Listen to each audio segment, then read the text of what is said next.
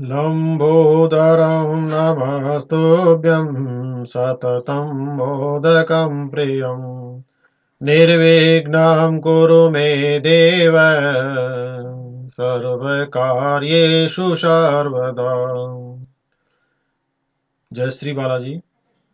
प्यारे छात्र छात्राओं, मैं दामोदर प्रसाद शर्मा, व्याख्याता साहित्य, राजकीय शास्त्री संस्कृत महाविद्यालय सालासर, शास्त्री तृतीय वर्ष के प्रथम पत्र में प्रयुक्त साहित्य दर्पण के तृतीय परिच्छेद के कुछ अंशों का यानी कि नायक का विवेचन यानी कि श्लोक पाठ हमने कर लिया था। अब इस वीडियो में आपको नायिका के श्लोकों का एवं इससे आगे के प्रश्नों का श्लोक पाठ करने जा रहा हूँ। कृपया ध्यानपूर्वक सुने और अपने घर पे पुस्तक लेकर के या फिर वीडियो को देख करके जिस प्रकार से पाठ किया जा रहा है उसी प्रकार अभ्यास करें।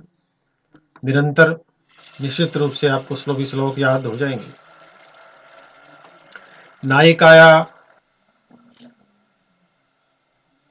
अवस्था अष्टसंख्यकः अवस्थाभिर्भवन्त्यष्टा वेता षोडशभेदिता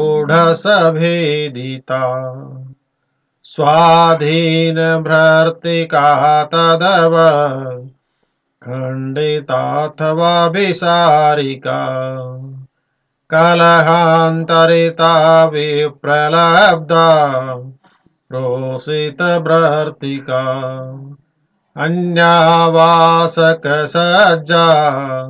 स्याद्विरहूतकण्ठिता तथा। पहली स्वाधीन भर्तिका नायिका।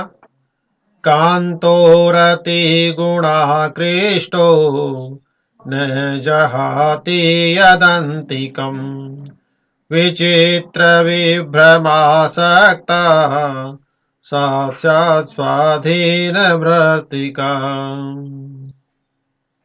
खण्डितः पार्श्वमेति प्रियो यस्याः अन्यसंयोगचिह्निता सा खण्डितेति कथिता धीरैरीर्ष्याकसायिता। अभिसारिकः अभिसारयते कान्तं या मन्मथवशंवदा स्वयं वाभिसरत्येषा धीरैरुक्ताभिसारिका। कलहान्तरिता चाटुकारम् अपि प्राणनाथं रोषादपास्यया पश्यतामप्नोति कलहान्तरिता तु सा। विप्रलब्धः प्रिये कृत्वापि संकेतं यस्यानायाति सन्निधम् विप्रलब्धा तु सा ज्ञेया नितान्तम् अवमानिना। प्रोषित भर्तृका नानाकार्यवसाद्यस्य दूरदेशं गतः पति सा मनोभवदुःखार्था भवेद् प्रोषित भर्तिका। वासकसज्जा कुरुते मण्डनं यस्या सज्जिते वासवेश्मनि सा तु वासकसज्जा स्यात् विदितं प्रियसङ्गमा। बृहत्कण्ठिता आगन्तुं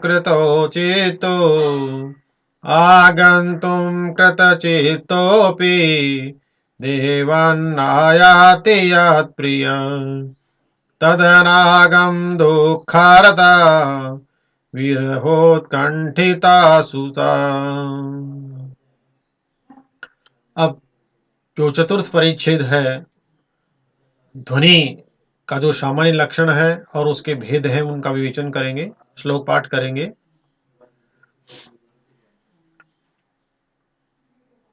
वाचातिशयनी व्यङ्गे ध्वनिस्तत्काव्यमुत्तमम् कदली कदली करभ करभ करिराज कर करिराज कर भुवनत्रितयेऽपि बिभर्ति तुला मृदमुरुयुगं न च मुरुदृश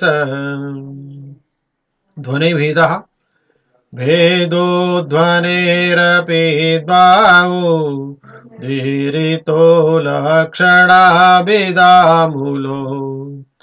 अविवक्षितवाच्योऽन्यो विवक्षितान्यपरवाचस अविवक्षित वाच्य ध्वनि भेदा अर्थान्तरां संग्रमिते वाचत्यन्तां तिरस्कृते अविवक्षितवाच्योऽपि ध्वनिर्द्वैविध्यमृच्छति कदली कदली करभ करभ करिराज कर करिराज कर भुवन त्रितयेऽपि बिभर्ति तुला विधुमोरुयुगं न च मोरुदृश अत्यंत तिरस्कृतवाचक ध्वनि निःश्वासान्द इवादरस चन्द्रमान प्रकाशते विवक्षिता विधेयोऽपि द्विभेद प्रथमं मत असंलक्ष्यक्रमो यत्र व्यङ्ग्यो लक्ष्यक्रमस्तथा असंलक्ष्यक्रमव्यङ्ग्य ध्वनि तत्राद्यो रसभावादि रेक एवात्र गण्यते शब्दार्थो भयशाक्त्युत्थे व्यङ्जनो स्वानसन्निवे ध्वनिलक्ष्यक्रमव्यङ्ग्य स्त्रीविद कथितो बुधै अर्थ शक्तुद्भवो द्वादश भेदा वस्तुवालङ्कृतिर्वापि द्विधार्ध सम्भविष्वत कवे प्रोक्तिसिद्धो वा तन्निबद्धस्य वेति षडभिस्तैर्व्यजमानस्तु वस्त्वलङ्काररूपक अर्थशक्तुद्भवो व्यङ्ग्यो याति द्वादश भेदताम् दिशि मन्दायते तेजो दक्षिणस्यां रवेरपि तस्यामेव रघोपाण्ड्या प्रतापं न विषेहिरे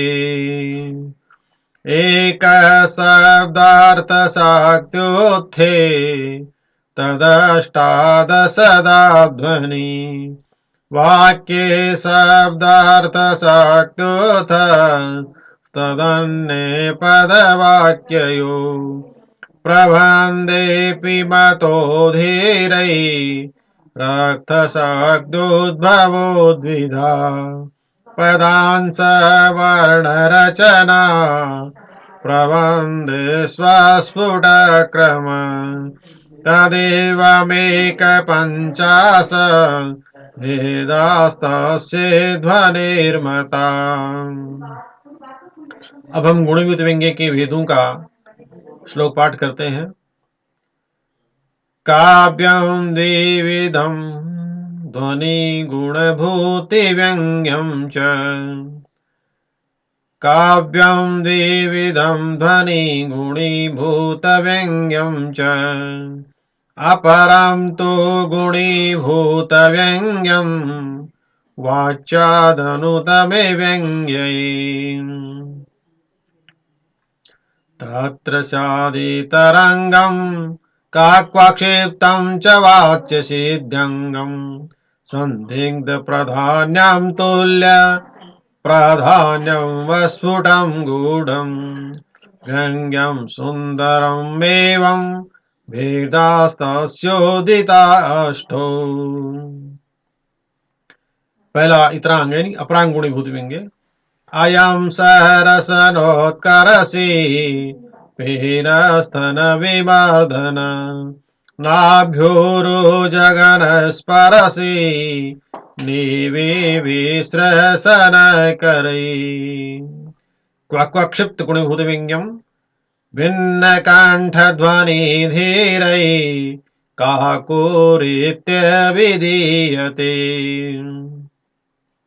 महत्नामि कोर्वसतां समरेण कूपात् दुःशासनस्य रुधिरामपि वाम्युरस्त सञ्चोर्णयामि गदया न सुयोधनोरु सन्धिं करोतु भवतां नृपतिपणेन वाच्यसिद्धिङ्गिमिङ्गम् दीपयन् रोदसीरन्द्र मे सज्ज्वलति शर्वत प्रतापस्त्वराजेन्द्र वैरीवंशदवानल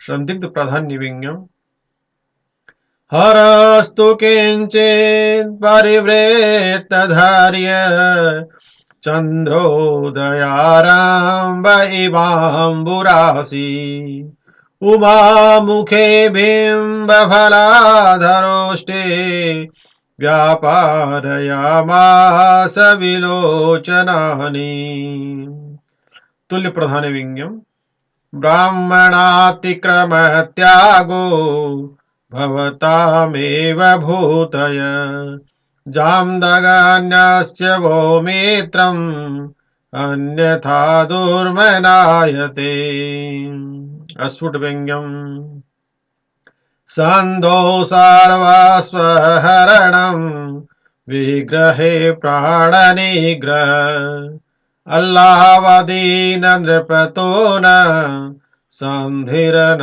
च विग्रह अगुण व्यंग्यम अनेन लोकगुरुणा सतां धर्मोपदेशिना अहं व्रतवती स्वैर भोक्तेन किमत परम् सुंदर व्यंग्यम वाणीरकुञ्जोडीन शकुनि कोलाहलं शृण्वन्त्या गृहकर्म व्यापृताया वध्वासीदन्तंगानि। इस प्रकार से ये जो चतुर्थ परिच्छेद है उसका श्लोक पाठ संपूर्ण हो गया है। आप नित्य प्रति इन श्लोकों का पाठ करें, निश्चित रूप से आपके सारे श्लोक याद हो जाएंगे। जयतु संस्कृतम, जयतु भारतम।